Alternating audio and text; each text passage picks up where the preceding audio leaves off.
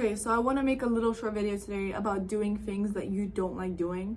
I only came up with this concept. I probably didn't come up with this, but personally, I've never heard of it. I just kind of started ingraining it in my life. And this is when I saw the most character development. I went from being in my room, not doing anything the whole day, to going to bed basically every single day, feeling like I've moved a step forward. So you probably clicked on this video, and thankfully you did, because to me, or not even to me, it should show to you that you want to take a step forward. It should show to you that you have a will to change and want to do something in real life. So I remember when I did have that transition, the first thing I did was I wrote down things that I wasn't unhappy with my life, and things that I could control my life and things I couldn't control my life. And it turns out that a lot of things are within your control, and things that aren't within your control, you should have a it is what it is mindset, because they're not in your control. And if you work on things that are in control, then things are going to start going your way, and things are going to start going in the right direction for you. So why are you even doing this? Why do you even want to wake up in the day? And why do you want to suffer every single day? Like, why do people wake up at 6 a.m. in the morning to run? Like, there's so many. It's like, why are you even doing this? And this is really important to establish, because if you don't establish this, you're just going to end up giving up. Sooner or later, you're just going to end up giving up. It's the same with like diets, where I used to try so many diets before in my past, where it's like, why am I even doing it? Am I doing it to lose weight? Because A, it's not sustainable. B, it doesn't give me nutrition, doesn't give me energy. C, it feels like I'm constantly thinking about food. Is this the way I want to live? Do I want food to control me, you know? So it's definitely establishing why you're even doing this, and if it's long-term. And most of your goals should, like, okay, obviously there's gonna be short-term goals of like, oh, I want to run a marathon, or I want to do this. But within yourself, these are things that do stick with yourself. These are things that affect you. If you run a marathon, you know that you're more disciplined, you know that you can do it again. So it's like, these things stick with you. So yeah, determine what you're working towards. For example, if you're working a minimum wage job, you would wake up and you would be like, why am I even doing this? Yeah, if you're working and you don't know what you're working towards, why would you have the motivation? Why would you have the discipline to do this? So if you're working towards, if you know that you have to work this many hours for this many years, or this many weeks or months, then to put money down on your first, like, for example, real estate deal where you have to put 20% down, and you know you have to get this amount of money for you to buy this property, then this is such a clear goal where you know exactly why you're doing this, and you can use this every single time to fuel you and to discipline yourself. Because we're human. At the end of the day, it might sound cheesy, but we all have our bad days, our good days.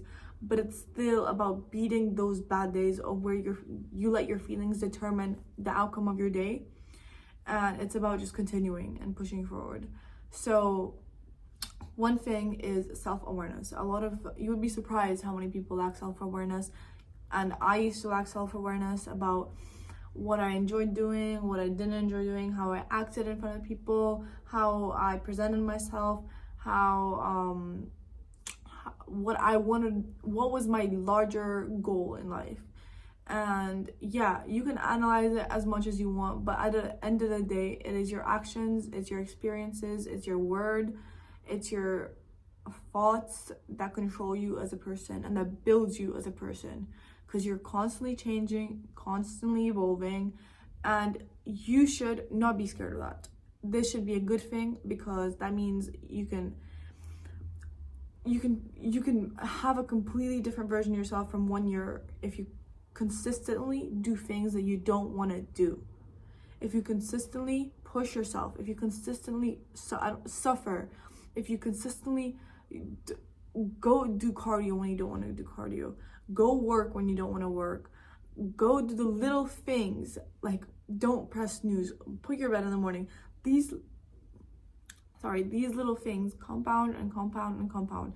These changes are long-term, and these experiences that you build, these new, like, even socially, putting yourself out there socially, giving someone a compliment, Like I would go out in the street, and this might sound really weird to people, but I would just I would have like a goal. I don't really do this anymore, I probably should, but I would have a goal to like talk to as many people as possible, learn something new, compliment people. If you're at a supermarket and someone's serving you, not serving, but like scanning the thing, compliment them, you know, like constantly do these little things, because these experiences, these actions, and don't go around telling people, keep it in yourself.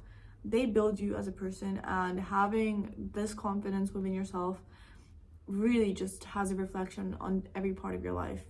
It really makes you, I wouldn't want to say mature, but it makes you feel more fulfilled with yourself, and you feel like you're more disciplined. And yeah, that does reflect. So when you change your actions, you change your behaviors, and then you change your way of thinking.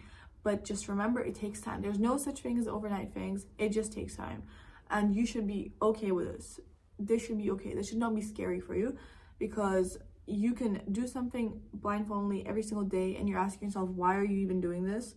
And at one point, you're just gonna look back and you're gonna be like, holy shit, like I've changed so much. And this should excite you, because meaningful change is long term. No such thing as short term good change.